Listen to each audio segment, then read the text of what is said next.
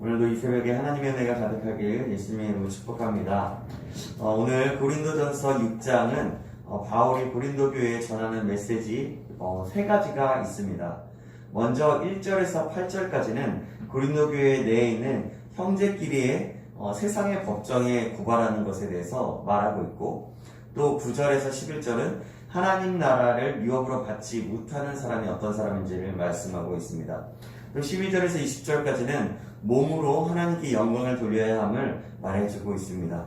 그럼 오늘 본문을 짧은 시간이지만 살펴보면서 어떻게 말씀하고 있는지를 살펴보고 또 그 말씀을 통해서 우리가 깨닫는 은혜가 있기를 간절히 소망합니다. 먼저 형제끼리 송사인 법정 소송에 대해서 말씀합니다. 고린도 교회는 성도 간의 크고 작은 문제로 세상의 법정에 고발하는 일이 있었습니다. 바울은 이 부분을 책망하고 있습니다. 1절에서 2절 말씀입니다. 제가 읽겠습니다. 너희 중에 누가 다른 이와 더불어 다툼이 있는데 구태여 불의한 자들 앞에서 고발하고 성도 앞에서 하지 아니하느냐? 성도가 세상을 판단할 것을 너희가 알지 못하느냐? 세상도 너희에게 판단을 받겠거든 지극히 작은 일을 판단하기를 감당하지 못하겠느냐? 그들은 교회 안에서 일어난 일을 교회 안에서 해결하지 못하고 세상의 그 법정에 가져가서 판단을 구하면서 하나님의 영광을 가리는 범죄를 저지른 것입니다. 바울은 세상이 성도에게 판단을 받아야 하는데 왜 구태여 불의한 세상의 법정에서 이 시비를 가리느냐라고 말하고 있습니다. 그 지극히 작은 일은 성도 안에서 판단할 수 있어야 함을 말하는 것입니다. 왜냐하면 3절의 성도들은 천사를 판단할 권세를 지닌 자들이기 때문입니다. 그런데 왜 믿지 않는 자들 앞에서 하는지를 말하면서 잘못된 부분을 지적하고 있습니다. 교회가 성도 간의 문제를 재판하기 위해 모였을 때 교회는 그 일을 처리하기 위해 교회 안에서 경이 여김을 받는 자들을 세워서는 안 됩니다. 교회는 세상과 달라야 합니다. 교회의 일들은 하늘의 지혜가 있는 자, 그리고 온전한 믿음이 있는 자, 하나님의 진리로 충만한 자, 존경받는 자를 세워 처리해야 합니다. 믿음과 성경에 바른 지식이 있어야 사람을 두려워하지 않고 무엇이든지 바른 판단을 하고 일을 바르게 처리할 수 있기 때문입니다. 그런데 고린도 교회에는 성도 간의 소송 문제를 판단할 만한 지혜 있는 자가 없었던 것 같습니다. 그러나 하나님의 교회는 하나님이 책임을 지시는 것입니다. 그분께서 교회의 필요를 공급하여 주십니다. 그러므로 우리는 모든 것을 하나님께 구해야 합니다. 교회가 필요로 한다면 하나님께서는 지혜 있는 일꾼들과 봉사자들을 일으켜 주실 것이기 때문입니다. 그럼 두 번째로 하나님 나라를 기업으로 받지 못하는 자는 어떤 사람일까요? 오늘 본문 9절에서 10절 말씀입니다. 불의한 자가 하나님의 나라를 유업으로 받지 못할 줄을 알지 못하느냐? 미혹을 받지 말라. 음행하는 자나 우상 숭배하는 자나 간음하는 자나 탐색하는 자나 남색하는 자나 도적이나 탐욕을 부리는 자나 술 취하는 자나 모욕하는 자나 속여 빼앗는 자들은 하나님의 나라를 유업으로 받지 못하리라. 바로 불의한 자, 음행한 자, 우상 숭배하는 자, 간음하는 자, 탐색하는 자, 여기서 탐색하는 자는 동성애를 가리킵니다. 그리고 남색하는 자, 도적이나 탐욕을 부리는 자, 술 취하는 자, 모욕하는 자, 속여서 빼앗는 자들입니다. 이런 자들은 영적으로 또 성적으로 굉장히 문란한 자들입니다. 그리고 술 취한 자, 남에게 모욕을 일부러 주는 자, 자신의 이익을 위해서라면 속여서라도 어떤 수를 써서라도 착취하는 자들입니다. 사랑하는 여러분, 지금 이 시대는 어떻습니까? 하나님의 나라를 유업으로 받지 못할 사람들이 너무나 많은 시대입니다. 자신과 돈을 우상화하는 시대가 왔습니다. 간통법이 없어진 이래에 많은 사람들이 결혼을 하고서도 또 정말 애인을 만들어서 간음을 한다고 합니다.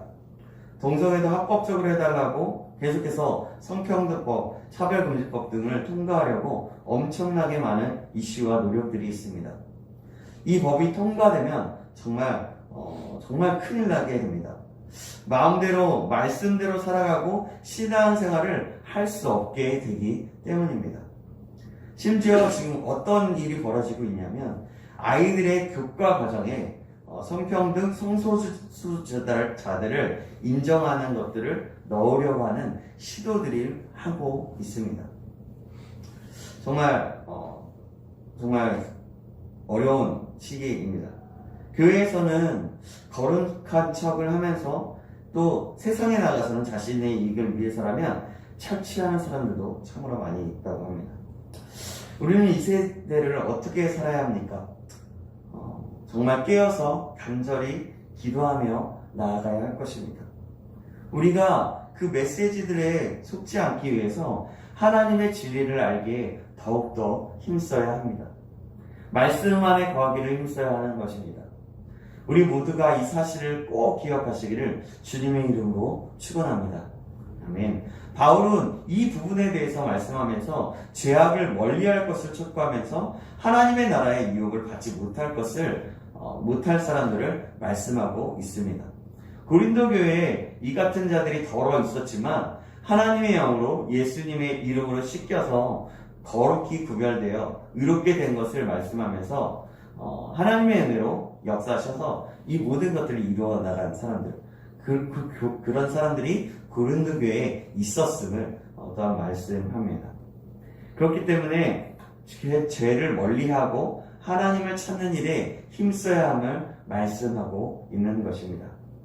이것은 그들에게만 속한 것이 아닙니다. 저와 여러분에게도 마찬가지입니다.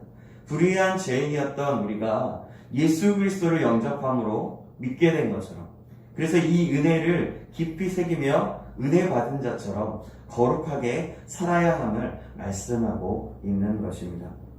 저와 여러분들 모두가 그런 거룩한 사람이 되기를 주님의 이름으로 축원합니다. 아멘.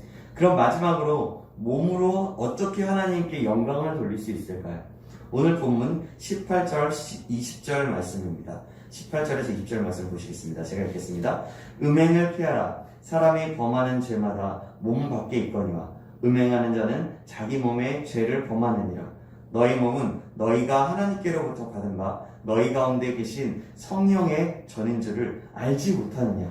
너희는 너희 자신의 것이 아니라 값으로 산 것이 되었으니 그런즉 너희 몸으로 하나님께 영광을 돌리라.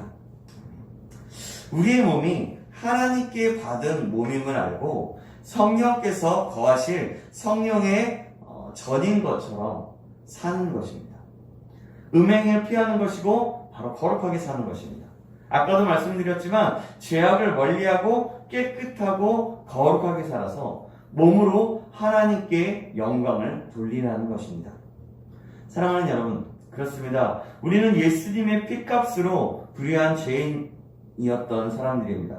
그곳에서 거룩하게 다시 한번 구별되어 구원받게 된 성도가 되었습니다.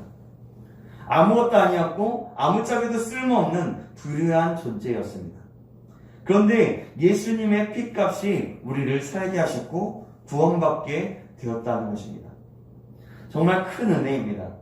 우리가 받은 이 큰 은혜를 생각한다면 우리는 당연히 감사함으로 하나님의 말씀을 따라서 하나님의 뜻을 따라서 살아가야 할 존재인 것입니다. 그럼 하나님의 뜻은 무엇입니까? 우리의 죄된 습관을 버리고 구별되어 사는 것입니다. 몸으로, 삶으로 하나님께 영광을 돌리는 것입니다. 우리 모두가 이 사실을 기억함으로 우리의 잘못되고 죄된 습관을 버리고 우리 자신을 드리며 삶으로 하나님께 영광을 돌리는 저와 여러분 되시길 주님의 이름으로 축원합니다. 아멘. 기도하겠습니다. 하나님 아버지, 오늘 본문을 통해서 깨닫게 하심을 감사합니다. 오늘 고린도전서 6장 말씀을 보면서 고린도 교회에 주는 메시지를 들었습니다. 우리가 이 모든 것들을 기억함으로 크고 작은 일이 교회 안에 있을 때에 교회 안에서 지혜롭게 풀어나갈 수 있도록 인도하여 주시고 하나님의 나라를 유혹으로 받지 못할 사람이 되는 것이 아니라 우리의 죄악과 잘못된 습관을 버리고 거룩한 구별되어 삶을 살아가는 자 될 수 있도록 인도하여 주시옵소서. 그래서 진정한 성도다운 삶으로 하나님께 영광 돌리는 거룩한 백성이 될 수 있도록 인도하여 주시옵소서. 살아계신 예수 그리스도의 이름으로 기도합니다. 아멘.